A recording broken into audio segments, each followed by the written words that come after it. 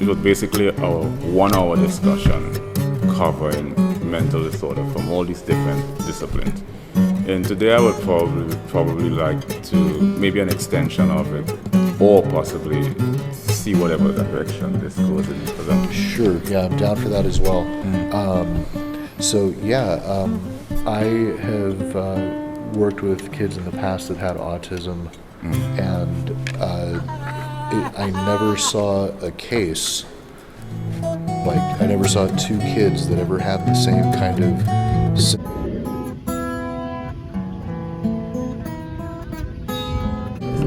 So I find these areas intriguing in terms of when a person's external stimuli is augmented. Technically apply to any of the former. Bipolar 1 is emotional fluctuation. You have extreme polar, extreme sort of philosophy.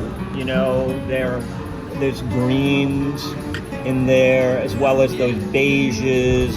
So you have the conscious mind, you have the subconscious, and you have the pre-conscious or universal unconsciousness. Now, this area below the conscious mind is where we get into areas like psychodynamics.